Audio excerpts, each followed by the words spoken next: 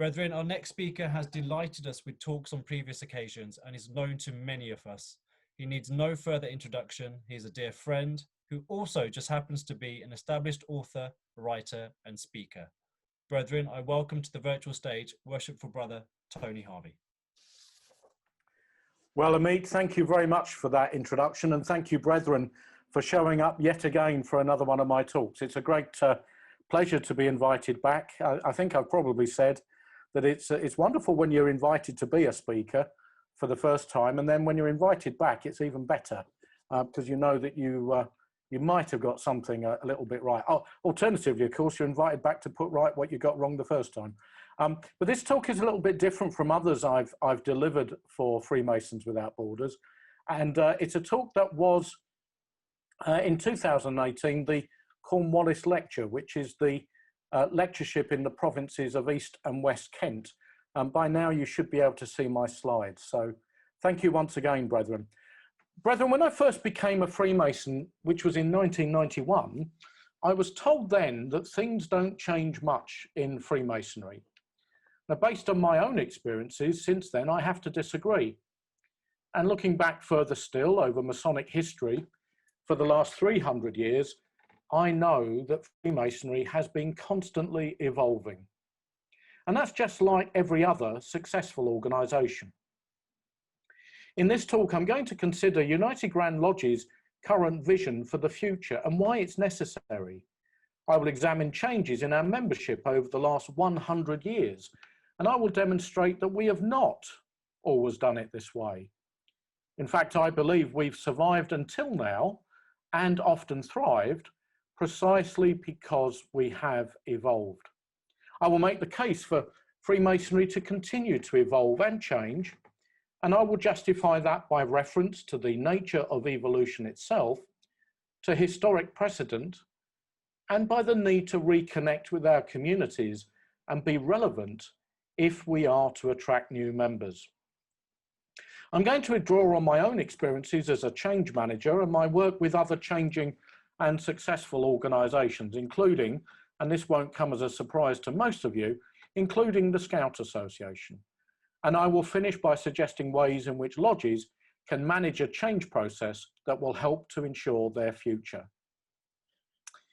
Back in December 2015, United Grand Lodge defined a vision of what it would like Freemasonry, in this country at least, to be like in the future. And that vision reads, to become openly recognised within our communities as the premier fraternal organisation and the society of choice for individuals with high standards of integrity who are seeking fellowship, personal development, social and charitable involvement that satisfies the needs of themselves and their families.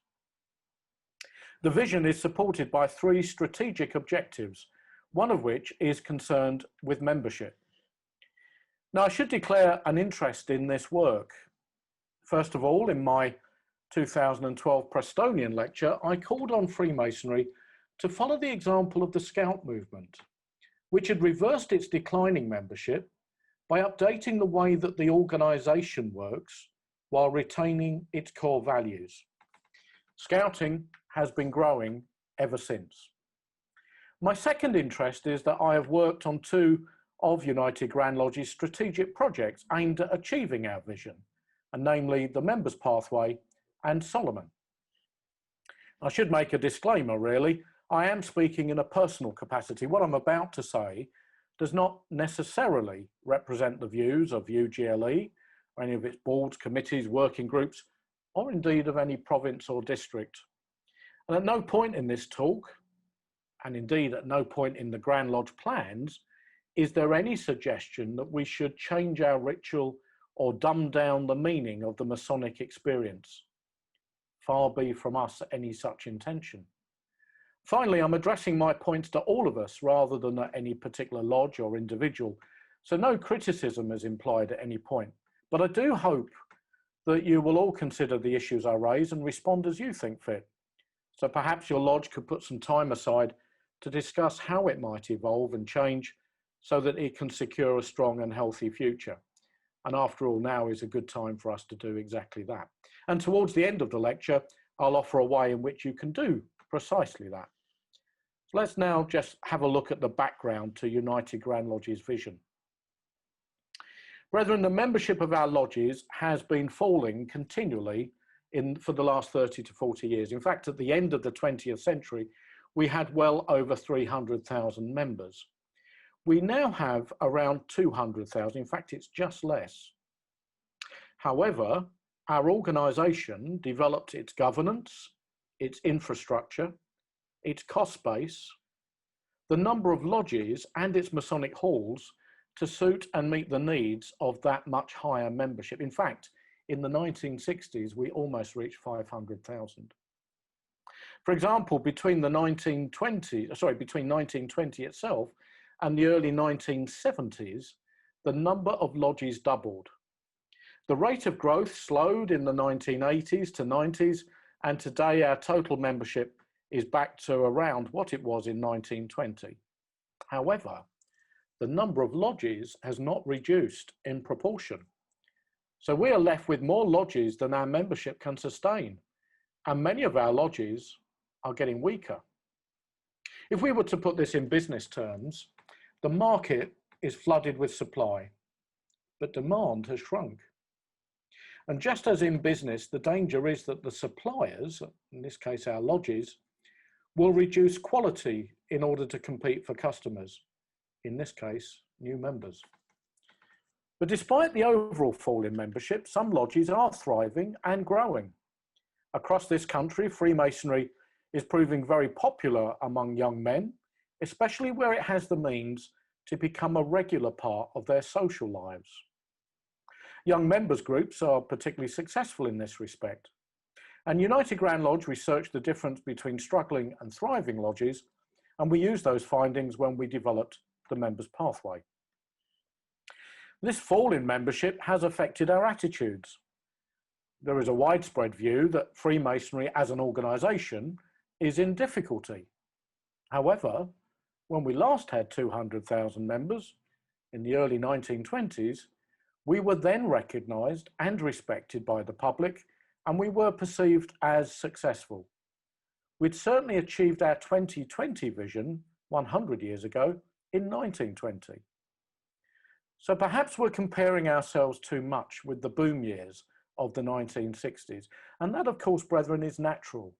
It's within living memory. However, if we do not develop a sense of optimism, we will not make the changes needed if we are again to be recognised, respected, and attractive. After all, nothing positive can come from negative thinking. So perhaps we should consider the post-war rise in membership as having the effect of a tidal wave.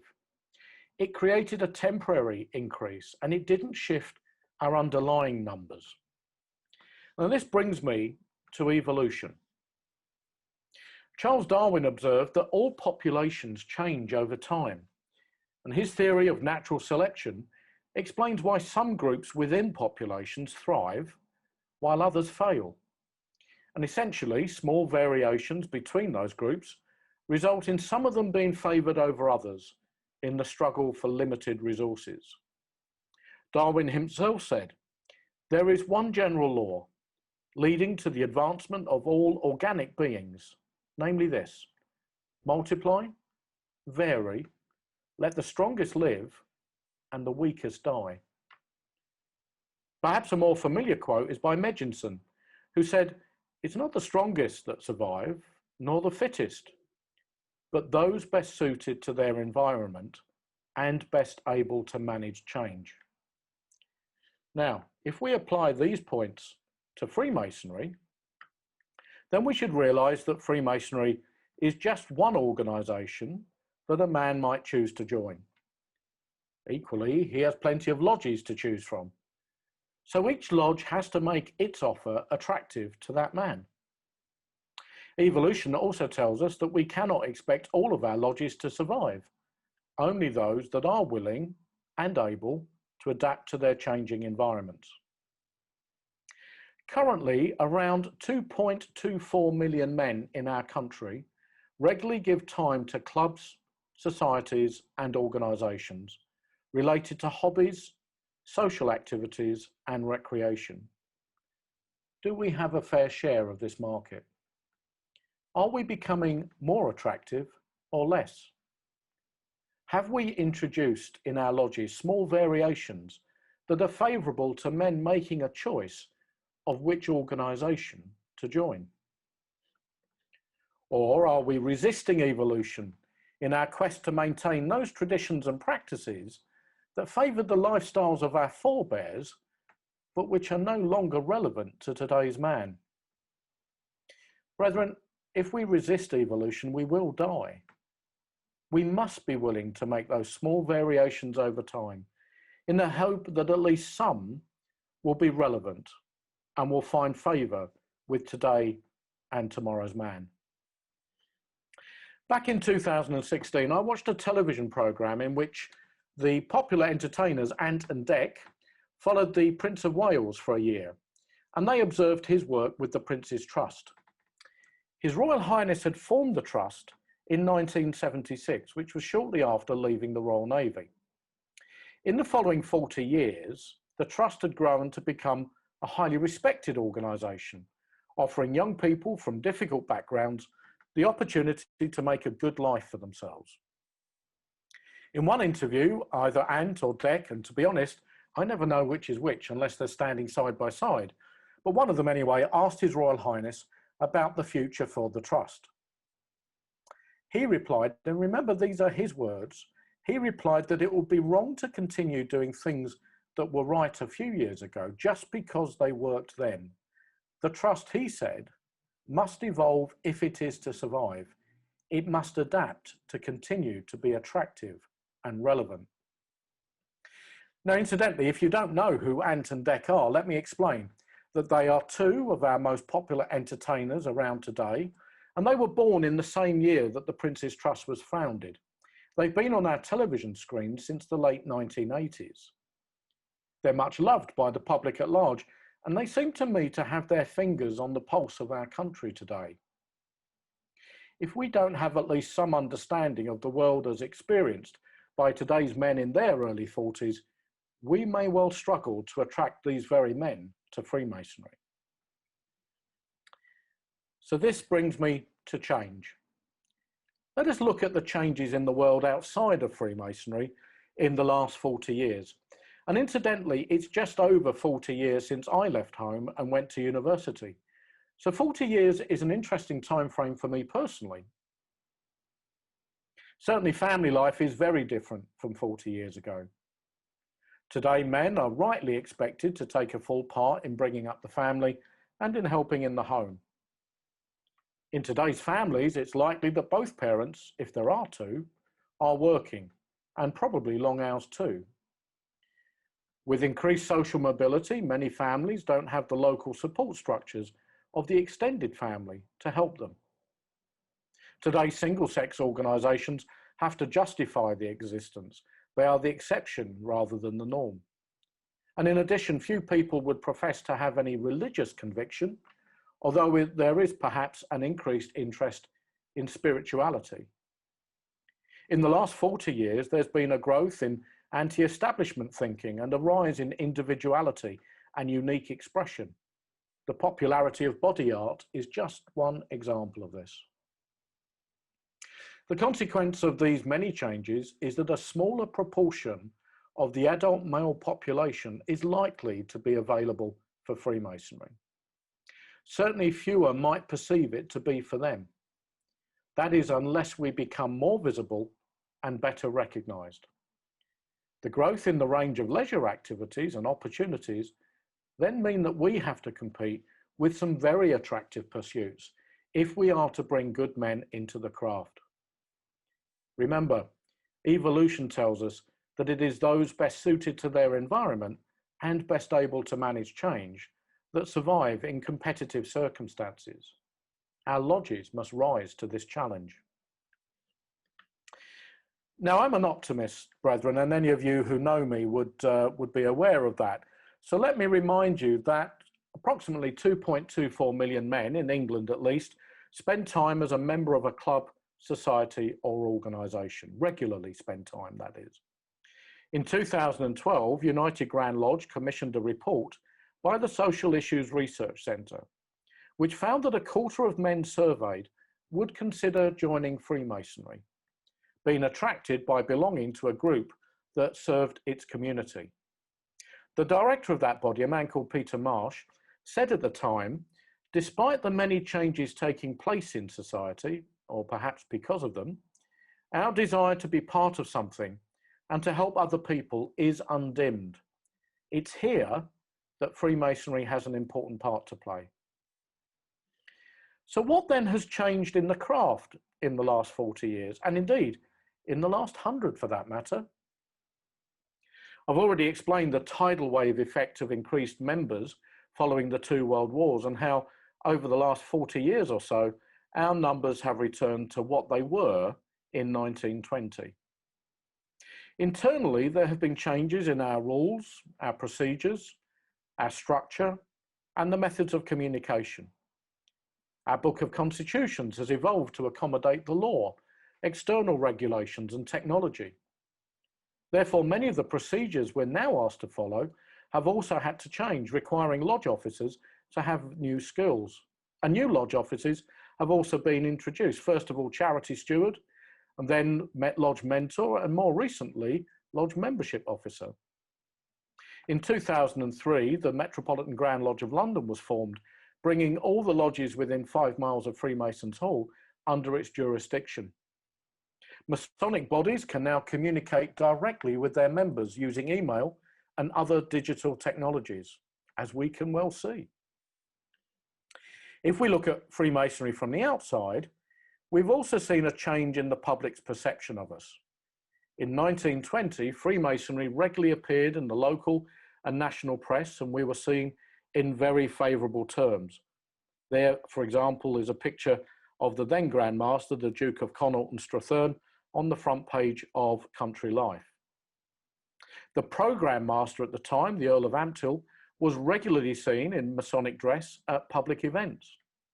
The President of the Board of General Purposes, Sir Alfred Robbins, who was a journalist himself, ensured that we had a very positive relationship with the media. Freemasonry was visible, was recognised, and was respected, just as we wish it to be now.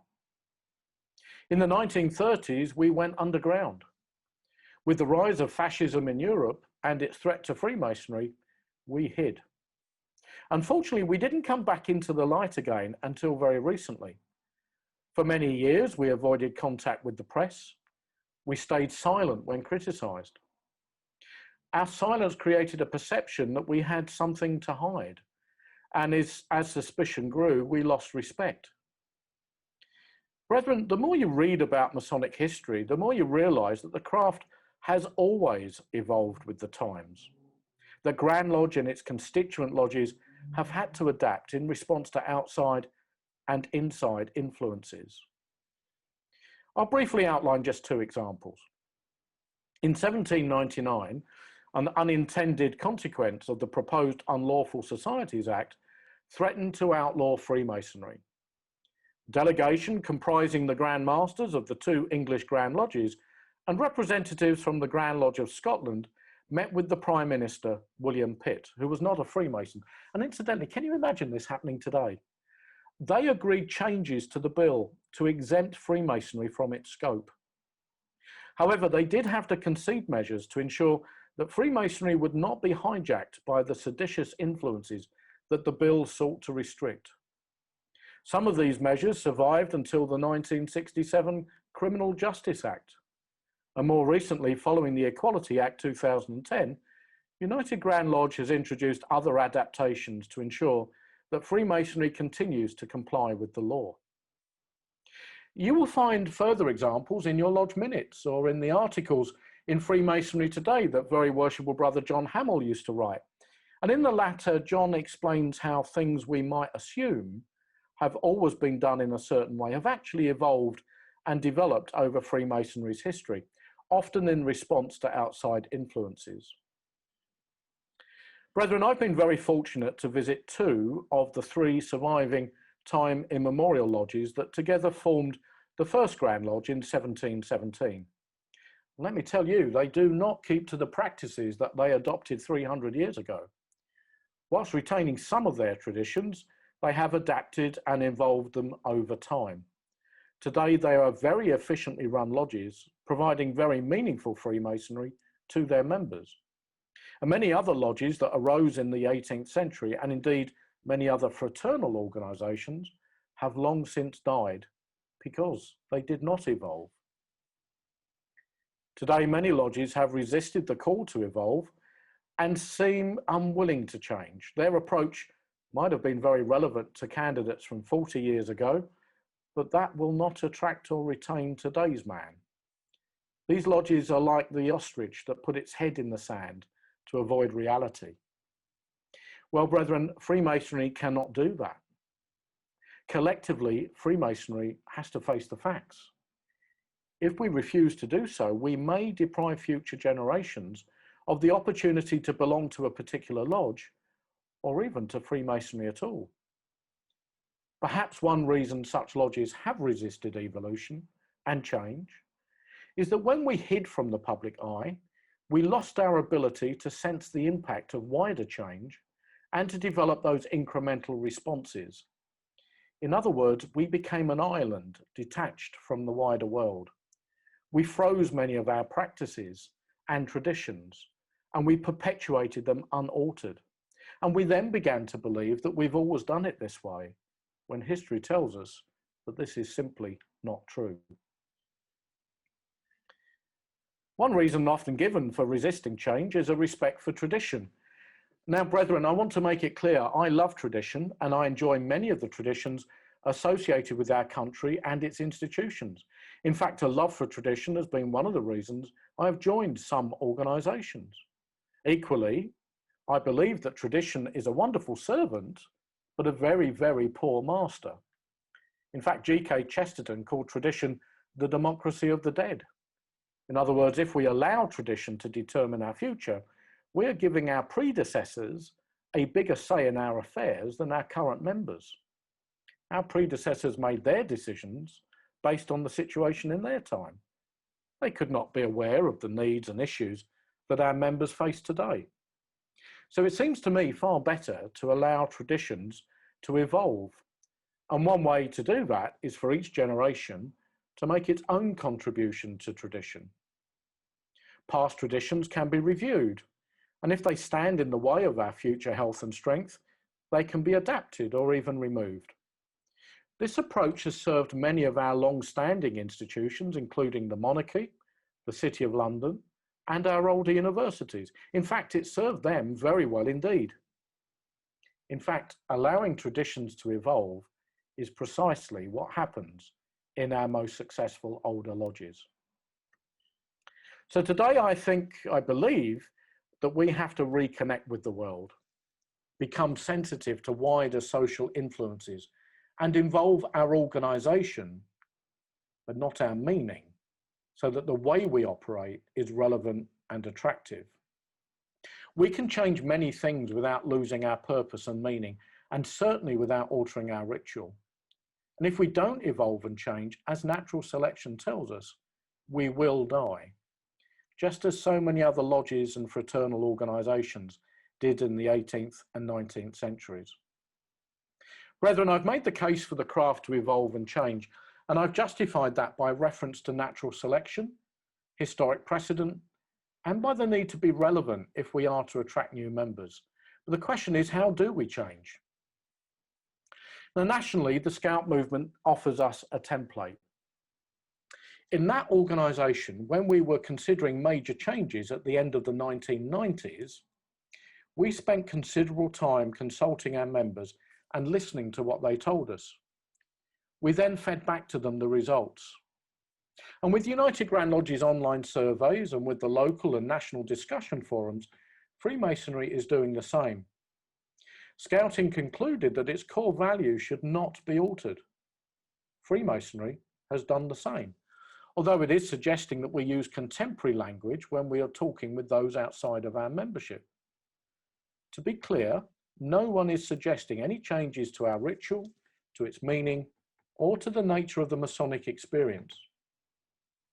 Scouting also concluded that the way the organisation operated, recruited, trained, and communicated with its members and with the public needed to be radically updated. I believe we're currently going through a very similar process in the craft. For example, the Members Pathway offers tools and techniques developed by thriving lodges for use by all of us. We now communicate direct to all of our members who register for our websites, and we're making extensive use of social media, which is the primary communication channel used by people under 50 years of age. And where would we be now if we didn't have that facility and if we couldn't use platforms such as Zoom, for example? We will soon see changes in our structure and in our Book of Constitutions. Solomon, United Grand Lodge's online repository of a growing number of credible Masonic learning materials, now offers everyone the chance to learn about the Masonic interests at their own pace. Our 4 central charities have consolidated into one organisation, and that's partly to simplify operations, to become more efficient and effective at applying their resources, but also in order to be better recognised and to have a bigger impact within the charity sector. Freemasonry in England and Wales is going through its most extensive change in the last 100 years. Provinces and districts are responding to, and in many cases leading, these changes and developments. When new initiatives are set up, Freemasons drawn from around the country are recruited to their working groups. National conferences are held for provincial and district grand secretaries, for almoners, charity stewards, mentors, communication officers and membership officers. The provincial and district grand masters and grand superintendents are consulted on major developments and approve them before they are launched.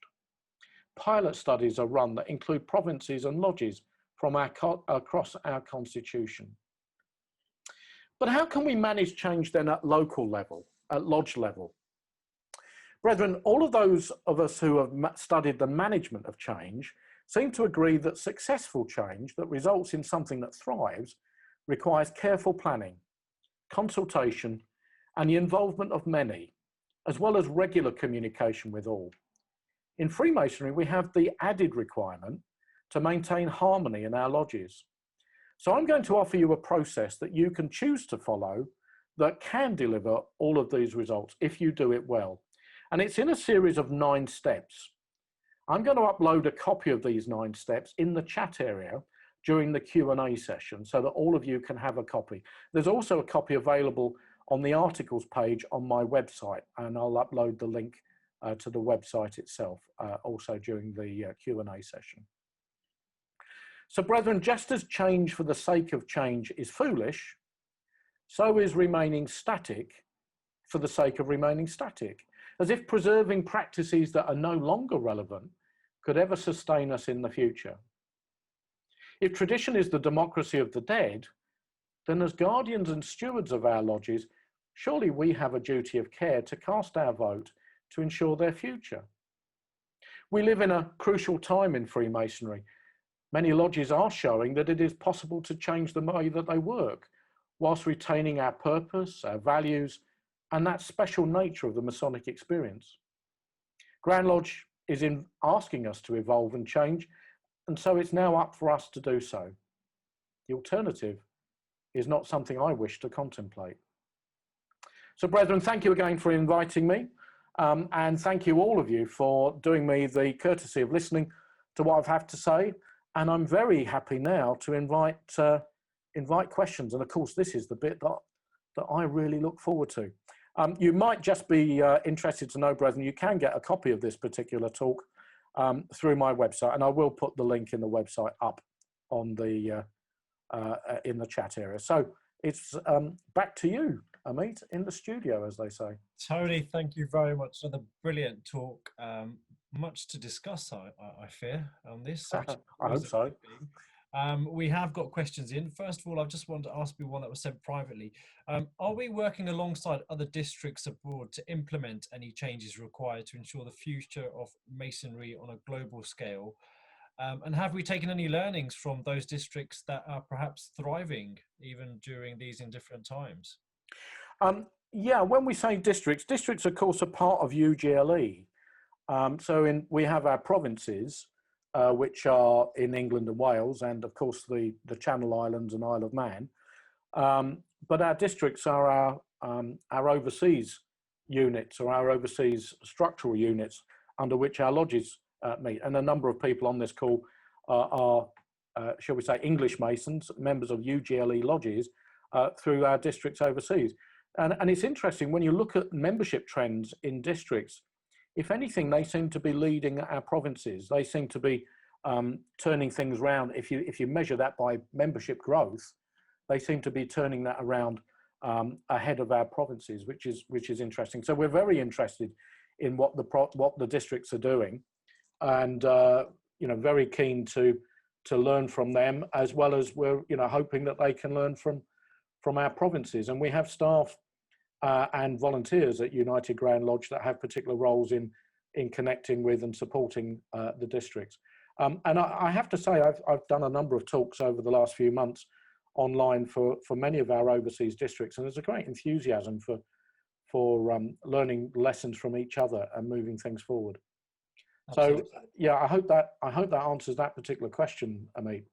Thank you, Tony. Yes, I'm sure it has. Next, could we go to Paul, please? Hi, Paul. Paul Greek. Hi, Tony. Thank you for that talk, which is very enlightening, as all your talks really are. Surely one of the attractions of Freemasonry is that a lot of the traditions and things and the way that we have our ceremonies are the same as they have been, and we're used to it. And as you rightly say, there have been a lot of changes and things which have evolved over the years.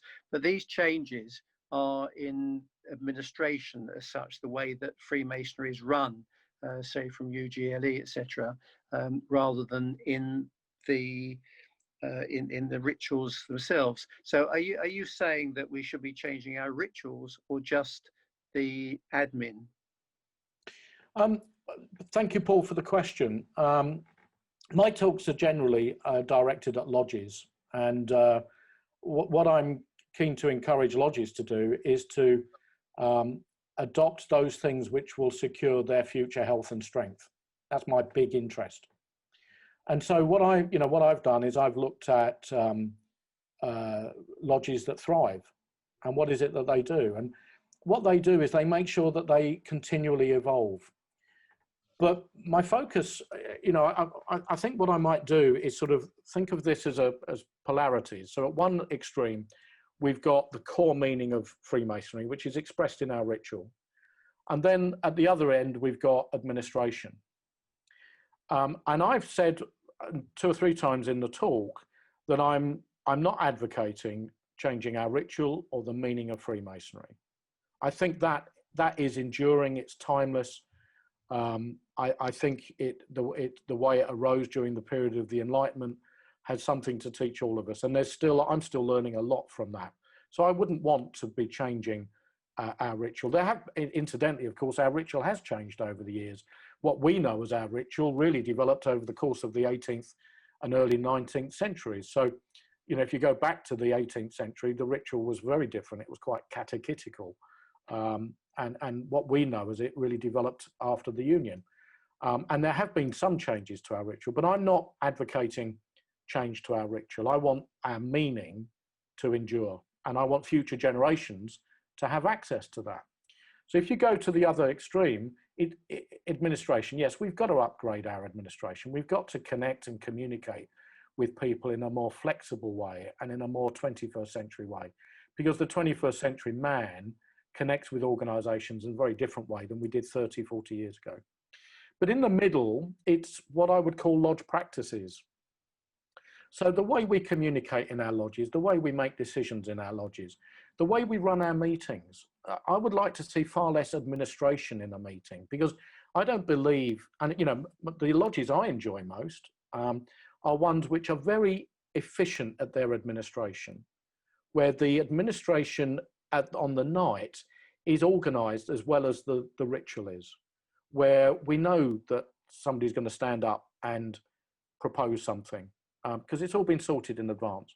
where we don't waste people's time with administration, because I don't believe 30, 40-year-old working men who are climbing the ladder of their careers want to come to a lodge meeting and listen to stuff droning on that could have been sorted out in a more efficient way. So I want to see lodge practices evolve as well. It's not just the administration, it's the way we run our lodges, both during the meeting and outside of the meeting. And traditions within lodges, I think it's important to keep those fresh. So I gave the example of the monarchy. If you think about the monarchy, you know, it's one of our oldest, it is probably our oldest institution, other than the City of London, perhaps. And all of those, and our universities, they're constantly evolving their traditions, but they retain the flavour of those traditions. And so the picture I showed you in connection with the monarchy was actually Garter Day. And I go to Garter Day every year because I'm a member of the College of St. George. And Garter Day was actually a modern invention. Although the Order of the Garter was created in the 14th century, the Garter Day and what happens on Garter Day at Windsor was invented in 1948. So we can evolve these traditions in order to keep things fresh, but in order also to keep a connection with the past. So it's not an either or for me. It isn't about the extremes. It's about how we manage the evolution in the middle and keep our lodges fresh and up to date, so that today's young men and tomorrow's young men can still have Freemasonry. But thanks for the question, Paul. Very good, thank you. Next, could we go to Colin Jackson? Hi, Colin. Hello. Tony, great to hear your lecture as always. And in many ways, I think that this is probably one of the most important lectures that you do and should be seen by as many people as possible. However, the question relates to the situation in which we find ourselves at the moment. There are those who would say that Freemasonry, certainly within England and Wales, is almost on a tipping point with the events of the last few months with COVID, with lockdowns, with the inability to meet, having caused problems. I think I would like us to see it differently, which is this is our opportunity for a step change, to reassess, both from UGLE's point of view and individual lodges and provinces and Masonic centres, exactly what it is that we're trying to give to people and exactly what it is that we'd like from them. And I wonder to what extent you would agree with that assessment. Well, Colin, thank you, first of all, for your very kind comments at the beginning. I do consider this talk as being quite an important one in my repertoire, because it's about attitudes, and attitudes to change underpin a lot of the health of our lodges, or the health rather of a lot of our lodges. I also would say that change accelerates in times of crisis, and all times of crisis present us with opportunities and risks, and we're all very well aware of the risks, but have we really looked at the opportunities? There are a lot of opportunities facing us in Freemasonry at the moment, and how we've, you know, in many respects, we've seized some great ones in terms of things like this. We've seized the opportunity to connect people in a virtual space, and many of our members are better connected now than they are at other times, because, you know, more people are actually connecting in some lodges, at least more people are connecting than they did beforehand. I think we also have an opportunity to look at other issues as we think about how we come out of this. And of course, we don't yet know what the real impact on our membership is. We've been fearing that the impact will be deep, not only in terms of deaths, but in terms of disengagement and people who choose not to return. But I don't think we've seen the extent of that yet in terms of resignation. So we need to think about how we plan our way out of this. And it may be, you know, that there are opportunities for lodges to consolidate, even Masonic halls to consolidate.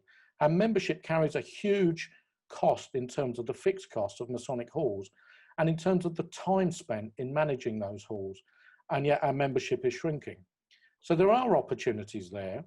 I know that United Grand Lodge has had a huge job on its hand to manage through this crisis and provide leadership, and it's spent an awful lot of time addressing that, but it's also looking at a number of other developments. The vision I told you is directing a number of projects, and some of which I've already mentioned. So there is a change process already going on within United Grand Lodge, and I think we can expect that to accelerate as a result of this, as a result of COVID. I would make one point. My talk was not written with COVID in mind. My talk is, I hope, more enduring than COVID. I hope that, and incidentally, I've regularly updated this talk since I first delivered it.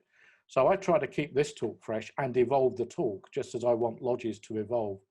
So yes, I think we can see opportunities for lodges, provinces, United Grand Lodge to continue to evolve.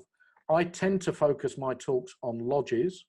As far as United Grand Lodge and provinces are concerned, I tend to take my thoughts and ideas directly to them. I took the idea about forming a relationship with Scouting. I took the idea of the members pathway, and there's a couple of other ideas that I've taken to Grand Lodge. I don't use platforms like this to share my thoughts about what United Grand Lodge should do. I go directly to United Grand Lodge to do that. I use my talks instead to look at what we can do in our lodges. So thank you, Colin, for the great question. Really appreciate it. Thank you, Tony. Tony, we've got about 5 brothers waiting, so we've got about 10 more minutes left on here. If we could next go to Philip Yoss, please. Hi, Philip. Hello, Amit. Hello, Tony. A very thought-provoking talk. Thank you for that.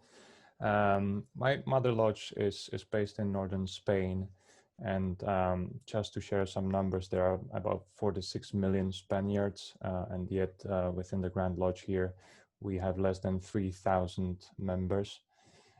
So of course, this is nothing in comparison to the United Grand Lodge.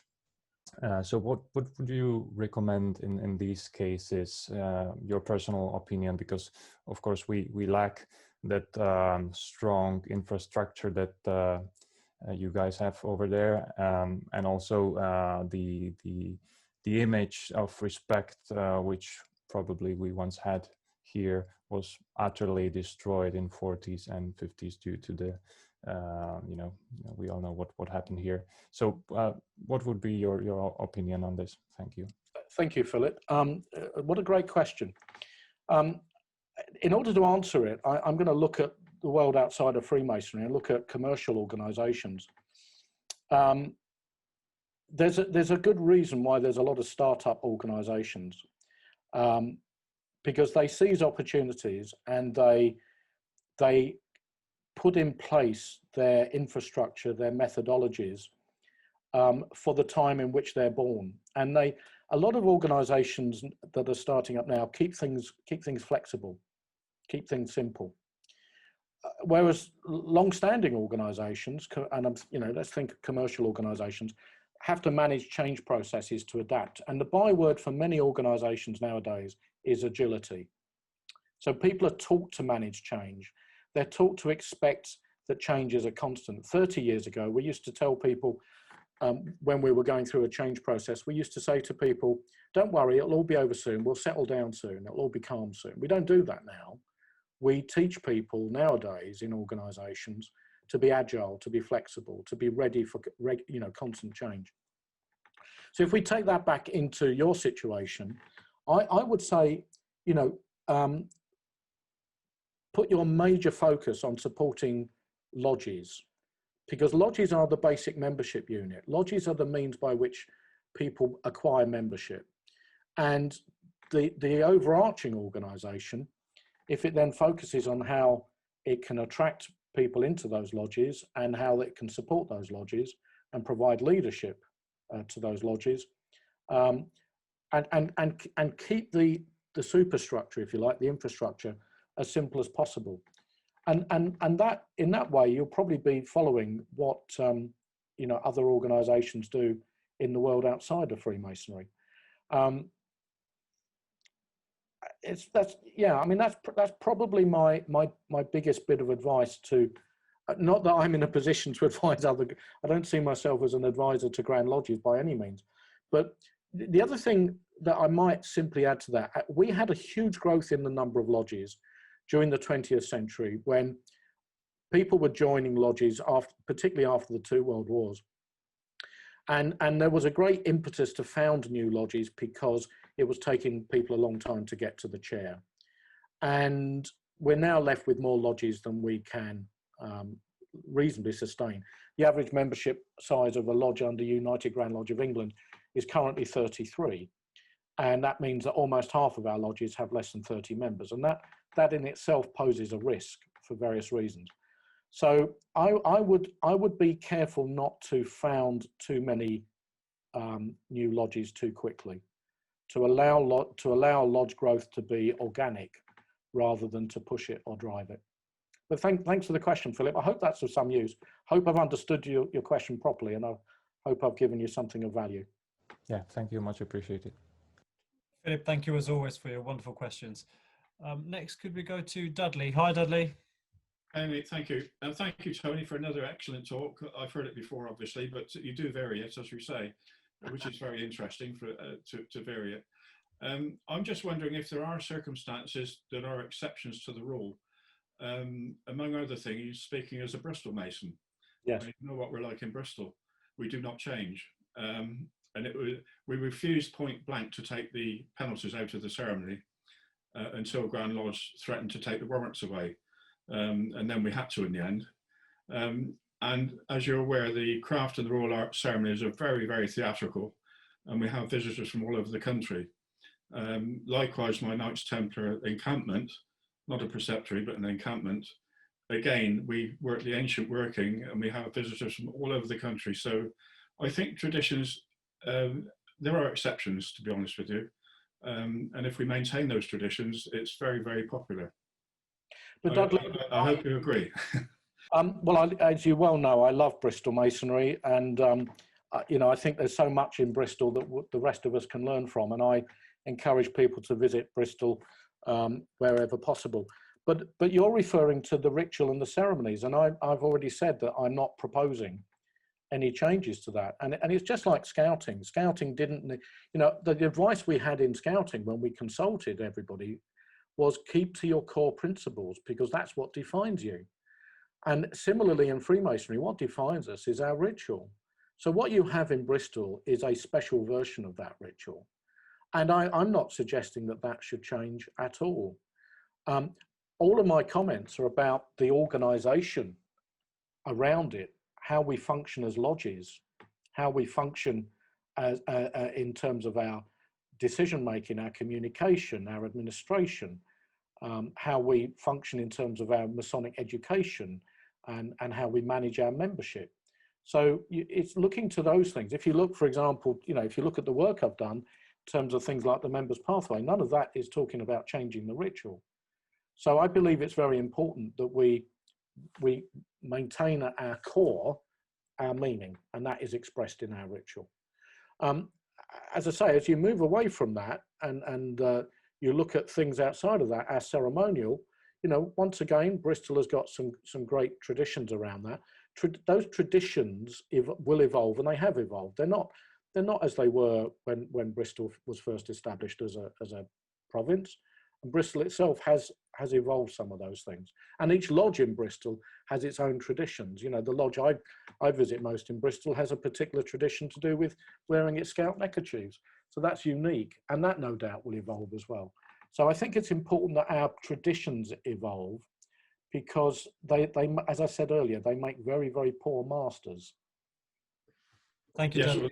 again, we're different in my Lodge and chapter because we're different. We have a white table at every meeting in my Lodge and chapter, and it's on a Saturday morning, and the ladies join us for lunch, which is wonderful. And I bet that evolved in the last 30 years. Oh yes, absolutely. It was thanks to Dennis Fox, the late Dennis Fox. Yes. There you go. Super. Thank you, Dudley. We're going to Matthew Christmas next. Hi, Matthew. Well, hi, Meet, and thank you very much, Tony, once again. I think we would probably all agree that there's a lot going on to improve capacity to find out information from Grand Lodge and other grand bodies, and communication is good.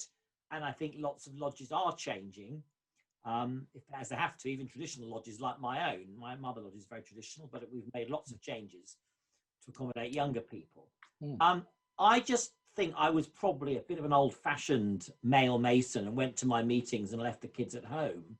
And I don't think that is particularly as possible now. I also think we all know people's working hours have changed. So I know you've talked a lot about thinking about things and how to approach a new mindset, but to what extent do you think we ought to embrace perhaps some of the ideas that American Masons have by involving the children, by embracing other sort of fraternal orders and sororities in order to be more acceptable to the family? Well, Matthew, thank you first of all for your comments and also for your question. Your mother lodge is one that I visited and hope to visit again. Is a very well organized lodge, and it's got some wonderful traditions. I love the dressing up. But it's also very, very efficiently run. It's run as a very modern organization, and it couldn't function without it. We're talking about Apollo University Lodge. I hope I haven't outed you there, Matthew, but I'm sure people know. It's one of the first lodges, an early lodge founded after the Union, but it's run as a very modern organisation, and it initiates, passes, and raises a number of members at each meeting. So I believe it has evolved. I also, just moving on through your question, I'm a great believer in lodges being family friendly. You're quite right. When people of our age were first joining, it was probably something, the wives and partners sort of said goodbye and off we went to lodge, and we came back and it was fairly remote. By the time we had my daughter was getting involved quite early on. She was selling raffle tickets at the age of 4, brethren. And that was because my lodge was able to, my lodge recognized, I think, quite early on that we needed to evolve and transition our social events into something that was more involving. And more important than that, it wasn't just, we didn't used to have big formal ladies' nights, because a lot of ladies were already saying to us back in, 30 years or so ago, look, you bring us out once a year, you make a big fuss of us, and then you put us back in our boxes. And what we were learning was that actually, if they're involved in social events further along the line, they get more accepting of the lodge. They feel more of an ownership or a connection with the lodge. And my mother lodge introduced a social committee, a subcommittee of our lodge committee, quite early on. And the idea of that was so that our partners could get involved in organising our social events. And actually, most of the members of that social committee are our partners. They're not our members. And their job is to organise a programme for the year and find people to organise each event. And that works really, really well. So I'm a great believer in evolving our lodges so that they become more family friendly. Now, whether that means connecting with sororities and so forth, I don't really have a view on that. United Grand Lodge has a view on certain organisations which are seen in this country as being incompatible. Versions of them in other countries are seen as compatible, and I think that's taking the issue beyond what we're talking about here. For me, I would just like to see more lodges become family friendly, because I think that's a very good way forward, and it makes it easier for our members to connect with the lodge and participate in the lodge if their partners and families have more visibility and support them better. Tony, Matthew, sorry to interrupt. Thank you very much for that. We've got four hands up here, Tony. We're going to have to whistle through these if we can. Next, can we go to Ashley Watson, please? Hi, Ashley.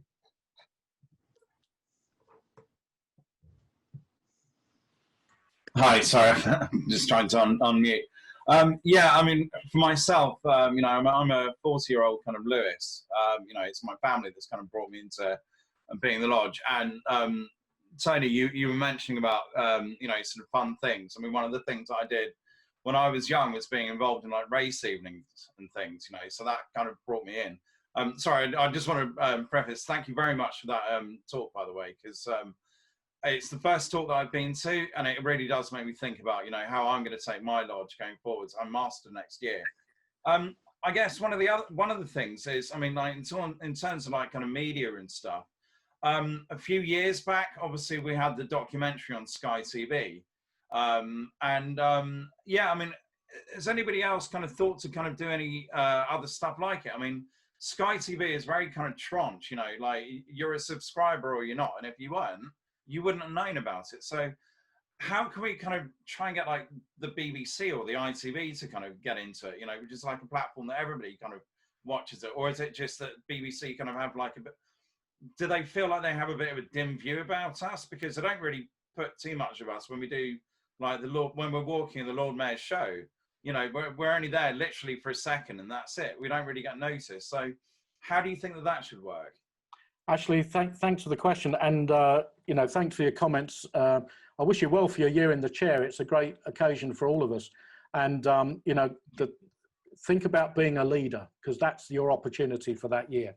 But you're talking about how we connect with the public through the national media, and just to explain, the Sky series, what United Grand Lodge did was it commissioned Emporium, which is the production company, to make the series, and Emporium negotiated with Sky to broadcast it, and that series has been rebroadcast. I can't quote exactly what other channels it is, but it's owned by Emporium, and Sky was only the broadcaster.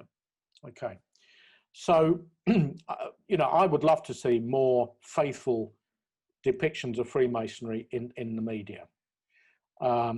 And I think that, you know, that will happen and that will evolve. The Tercentenary series that you're referring to, I think was a point in time, you know, and if we see other things in the future, they will be different from what that was. I mean, that was trying to be a broad cross-section of Freemasonry in its different sort of facets and flavors, as it were. But let's not pretend that the national media is there yet. The national media in general is not pro-Freemasonry, and we've seen that in very many different ways. You mentioned the BBC. There's other, in this country, national newspapers that are not pro-Freemasonry. And what they do is they trot out old, tired, out-of-date representations of Freemasonry that are just not accurate. And my honest belief is they will wake up, the national media, one day and realise that they're out of step, and the public at large don't see Freemasonry in the way that they do. I think they're trying to pander to what they think the public think. And actually, in general, the public are neutral on Freemasonry. Most people aren't bothered about Freemasonry.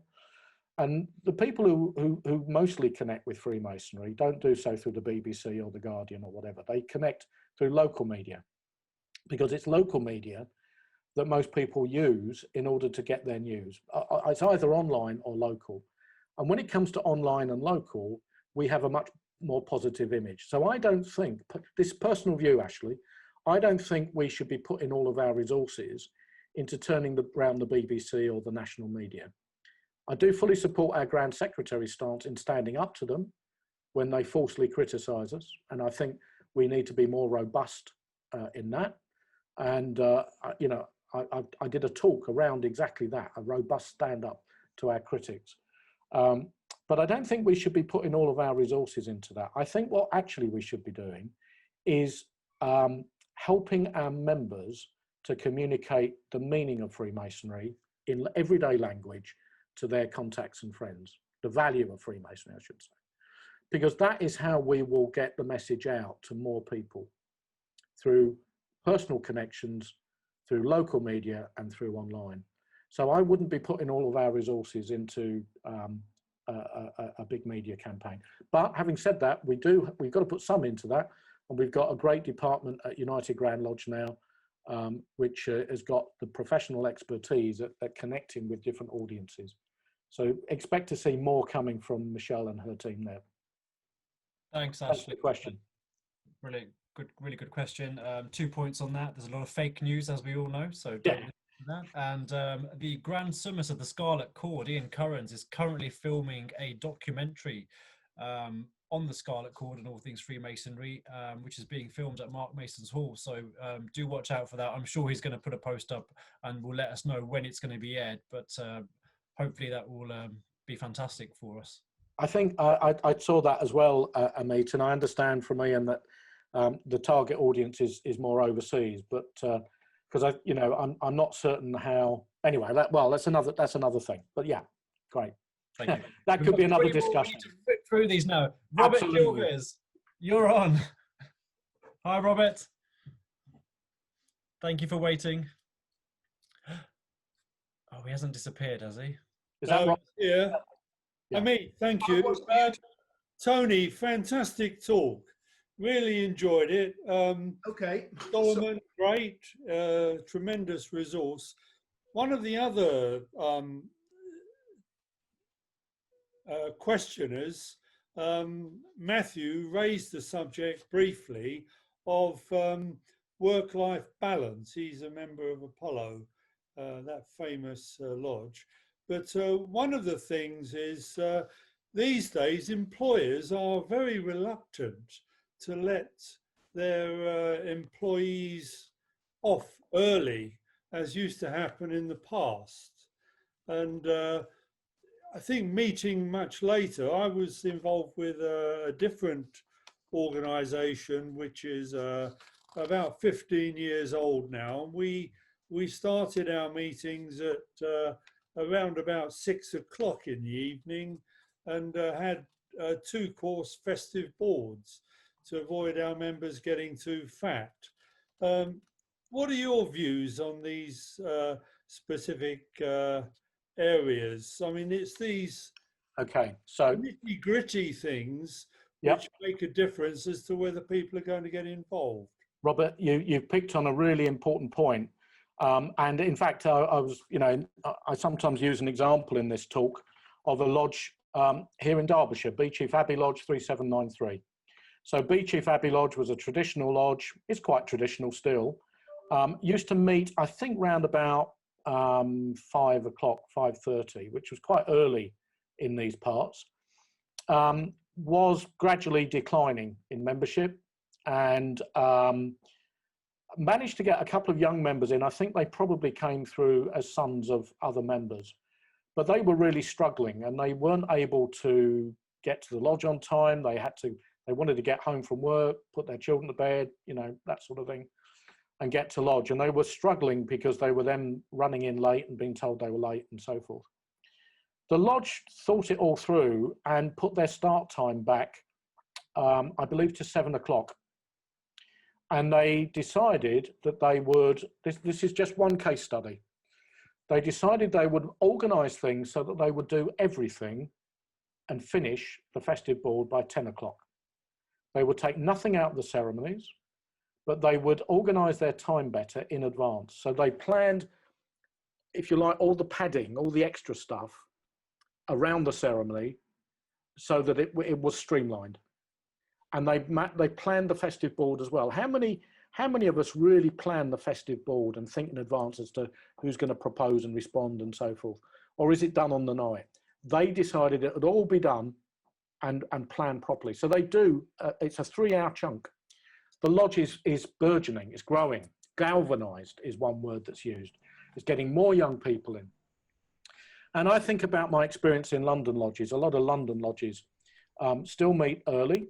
And it's really difficult in London because traditionally people would be able to knock off early. They'd be able to leave their jobs in the law courts or the media or wherever else, go to a 4 o'clock lodge meeting, and everything would go at a nice pace and finish by 9 o'clock, and then people could get the train home. It doesn't work like that anymore. I brought somebody into one of my London lodges and discovered that he had to take half a day off work to attend a lodge meeting. Well, that's wrong.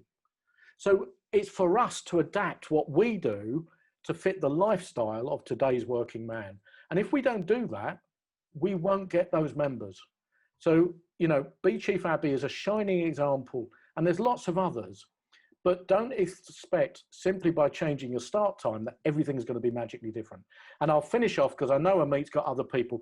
Why do so many of our lodges start so early? I'll tell you why.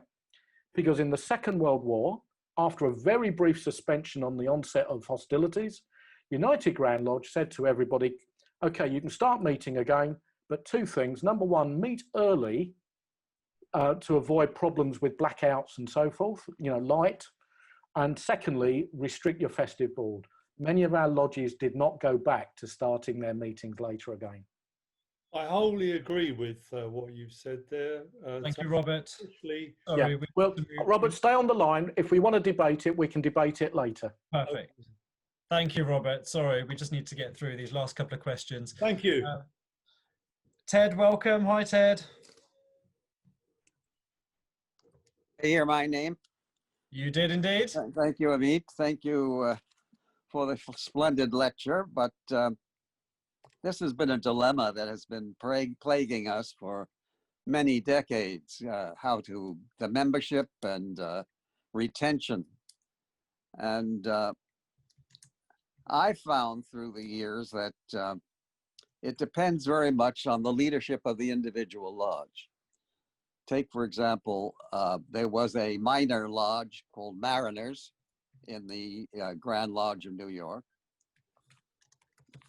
And one day, a frustrated opera singer took over the lodge, got into the East, and started singing much and performing festive boards that have grown and grown and grown till we have most recently 600 members to the festive boards.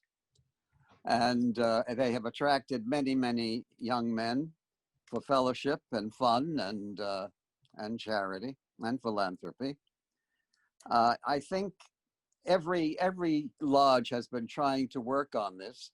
I listened to so many of the suggestions, and I appreciate yours originally. I like the idea of calling the bosses and ask them if they would release our members a little earlier. I know I did that when I was a commander in the National Guard, to get them to come to the weekend studies. But in the Grand Lodge of New York, we initiated a program called North Star. This is they do advertising in local newspapers. They attract interest in Masonry per se, and then a committee decides where that person lives and where what his interests are, and appoint them to various lodges, whether it be in the Manhattan district or in the outer borough districts or various lodges. And then they go through the whole vetting and the initiation process. They found that very successful. And our membership increased beyond the Black Camel this past year, including the pandemic, in the pandemic era. And talking about the pandemic era, it enabled us to reach out to the community to do more charitable work and build up our reputation a better. And we've done a lot of charity, a lot of food services. We've adopted the Bowery Mission, which is probably world renowned, where they help the poor and the disadvantaged. But I thank you. It sounds like I don't have a question, and I don't really have a question, except that every Grand Master, and if you've paid any attention to of late to Edgar Barron's town hall meetings, international town hall meetings, where all the Grand Masters get together every so often, and they discuss the same problems: how to get membership, how to retain it, how to excite them to keep returning. And I like many of your suggestions, and I like some of the suggestions of others. And I wish it could be implemented more easily than simply giving a lecture on it. Ted, I'll be very brief, but thank you for your kind comments as always. If you go back to Darwin set out that, you know, evolution is necessary, and evolution works by small variations between groups. So if a lodge comes up with an idea and tries it and experiments and it works, then that's great. If it doesn't work, try something else. And just experimenting with these small things. So your member who did the singing, it seemed to work at that point, as long as everybody's behind it and supports it and agrees. But it's us that should be evolving. So asking, with all respect to you, sir, asking employers to adapt for us, I think is the wrong way around. It's not a permanent solution. We've got to continually adapt, and we have done over the years. And we're learning all the time. We're learning new things all the time. And the Members Pathway offers the toolkit for lodges to attract, introduce and retain members. So all of this is not just the lecture, it's all the work that's going on by so many lodges as well, supported by provinces, districts and Grand Lodge. So, you know, we're on the up, folks, and we just got to keep going in the right direction and keep evolving. Thanks. And the Dave. ladies too, I should point out that. Yeah, sure, absolutely. They play a very important role. Absolutely, and not only our partners, but also Women's Freemasonry, which I'm a great supporter of. And you know, I'm actually doing these talks to them as well, so, which is very nice. Very good. Right, are you both done? Thank you. Yep. Thank you, Ted, as always. I was done years ago. Go ahead. We're going to go to our final question for today, brethren. And if I could ask Robert Sampimon to come to the mic, please. You'll have to unmute yourself, Robert. Thank you. I didn't realize there were two Roberts a few minutes ago. Tony, thank you very much for this talk, which is about a global problem. I have heard this talk in Dutch also. I'm a Dutch Freemason living in Germany. One of the problems we have in the Netherlands is that there are a lot of 60, 70-year-old Freemasons who think they can decide what 20, 30-year-old men would like in Freemasonry. And we found out that that generation gap doesn't work, and we still don't know how to close that gap. Another problem is that we have, as Freemasons, we have a lot of competition. The jobs in a 24/7 society, the family, the friends, sports, gaming, television, and a lot of youngsters, they want immediate satisfaction, and they wonder, what shall I do this evening? Shall I watch TV? Shall I game? Shall I? And maybe I could go to the, if there's nothing else to do, I can go to a lodge. The big problem is how to get them in and keep them in. And in the Netherlands, it leads to very scary discussions like become secular. We have a lodge in Amsterdam which split up, and about 30% went to the Grand Orient de France and put the Bible out of the lodge. Another discussion is, well, maybe we should get more mixed lodges, get the ladies in.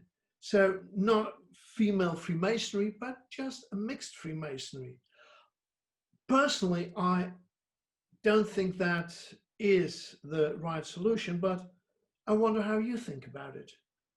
Well, I don't think it's a solution either, and actually, nor do the women Grand Lodges in this country. There is a mixed Grand Lodge in this country, but it's the smallest of all of the 4 Grand Lodges, or possibly even more. So I don't think mixed Freemasonry is the solution, because I don't think enough people actually want that. I think our members and the members of the OWF and HFAF want this, but I think there's a risk that their approaches to, there's a risk that we might sort of scrap around for what's the next idea.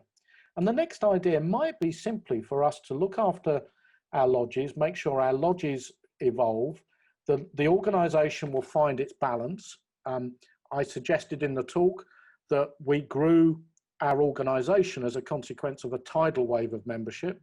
We've got to settle back down to what the underlying membership actually is, which is probably somewhere in the 200,000. And I don't think it's appropriate to change our fundamental precepts, call them landmarks, precepts, whatever you wish to call them. I stand by the basic principles of Grand Lodge recognition, which are in the Book of Constitutions. And, you know, that's the form of Freemasonry that I want. What we're talking about here is running our lodges in a modern manner for today's members. And if I come right back to what you were saying at the very beginning of your comments or question, Robert, is our lodges will work most successfully if all members get value and are involved. So quite often, young people nowadays who come into lodges don't want to wait 15 years to become a past master before they have a voice. They want a voice now. They want to be heard because they're doing things outside of Freemasonry that gives them skills and expertise that are valuable within Freemasonry.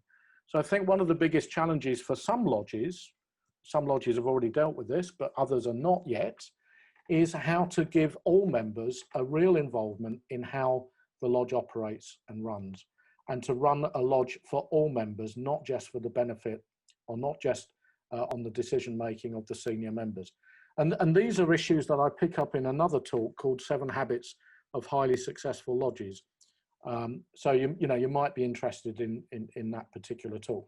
So for me, Robert, it's involvement in the lodges, and I certainly wouldn't be advocating going outside of those principles of Grand Lodge recognition. Thank you very much. Thank you very much.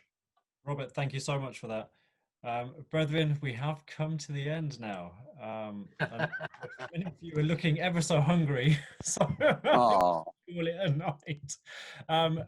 Tony, thank you ever so much again. Wonderful talk, as always. We don't expect any less. In fact, you always set the bar slightly higher, which is makes it probably more difficult for you than it does anyone else.